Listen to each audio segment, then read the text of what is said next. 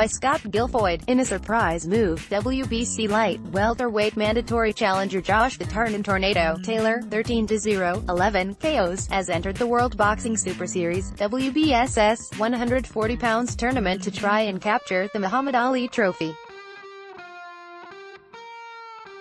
It was assumed that the Scottish fighter Taylor would opt for the easier path in sitting out of the WBSS tournament, which will be inhabited by devastating punchers like Regis, Prograis and Kiryl Relikh, in order to face WBC light welterweight champion Jose Carlos Ramirez.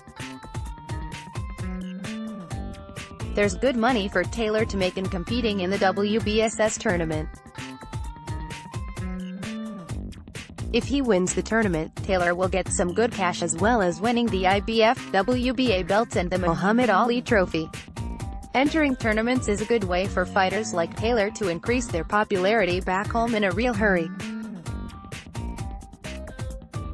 Heck, even if Taylor winds up being eliminated from the tournament at some point, he'll still likely come back to his home turf in Scotland a more popular fighter. Look at what happened to Carl Froch as an example of that.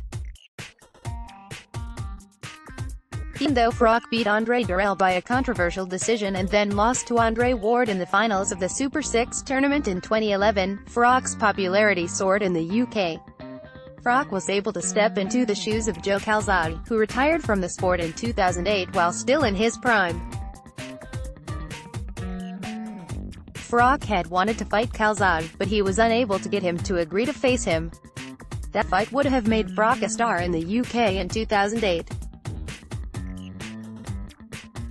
Instead, Froch had to wait until 2011 before he became a huge star in the UK, thanks to him competing in the Super 6 tournament.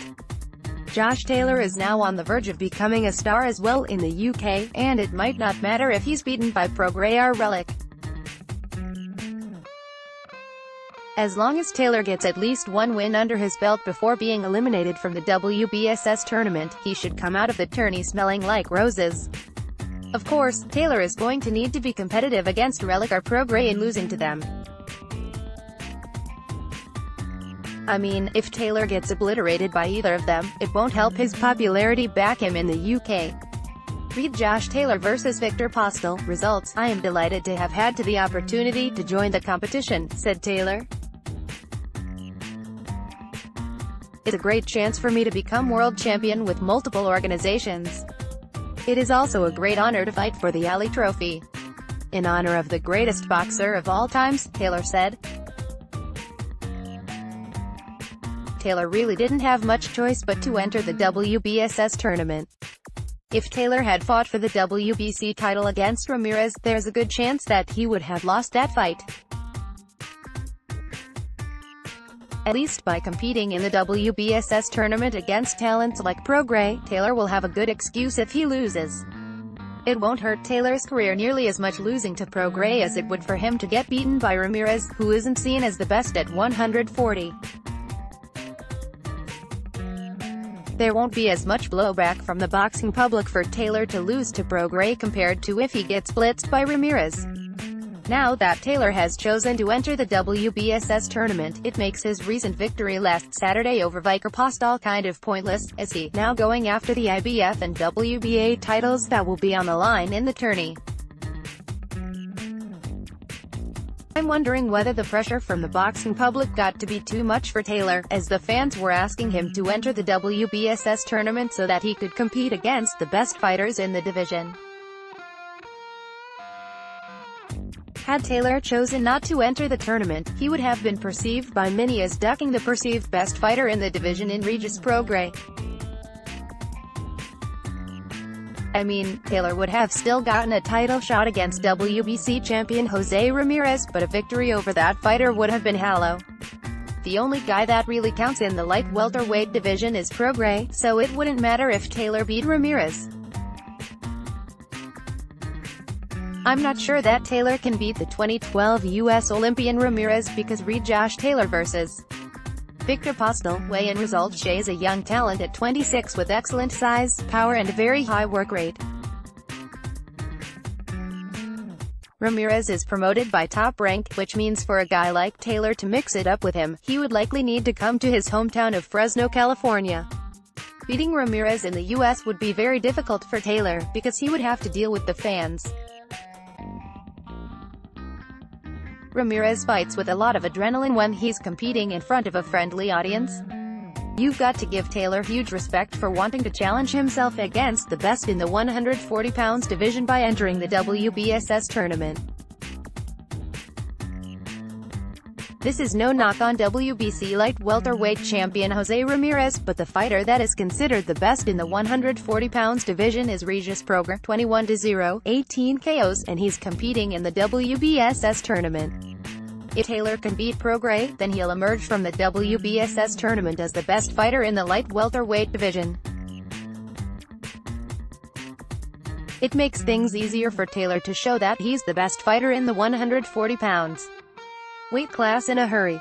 WBA light welterweight champion Relikh is in the tournament, as well as Ivan Baranchyk and Anthony Yigit. Those two will be squaring off for the vacant IBF light welterweight title. The winner of the WBSS tournament will leave the tournament with the IBF and WBA belts. They'll then likely go after WBC champion Jose Ramirez. The last remaining 140 pounds title belongs to WBO champion Maurice Hooker. That'll be easy work for whoever emerges as the IBF, WBA, WBC champion. Taylor, 27, struggled in his last fight to defeat 34-year-old former World Boxing Council light welterweight champion Victor Postol by a 12-round unanimous decision last week on June 23 in a WBC 140 pounds title eliminator in Glasgow, Scotland. Postol gave the 2012 Olympian all he could handle before running out of gas in rounds 10, 11 and 12. Judges gave Taylor a wide victory in scoring it 117 to 110, 118 to 110 and 119 to 109. The scores were way off from the fight that had taken place inside the ring though, as Taylor barely won. Boxing News 24 gave it to Taylor by a 7-5 score. Reed Barry McGuigan not sure whether Josh Taylor will enter WBSS tournament. The 5'10" southpaw Taylor previously captured a gold medal in the 2014 Commonwealth Games at 140. Taylor didn't do as well in the 2012 Olympics, getting beaten by Domenico Valentino of Italy. Taylor has been a pro since 2015, and has victories over Postol, O'Hara Davies and former lightweight world champion Miguel Vasquez. Other than Postol, who was long in the tooth at 34, Taylor hasn't fought any of the good fighters at 140 like Prograis, Relikh, Baranchyk, Hooker, Terry Flanagan, Adrian Broner, Omar Figueroa, Alex Saucedo, Mohamed Mamoun, Ryan Martin, Antonio DeMarco, Sergey Lapines, Amir Imam and Jose Ramirez.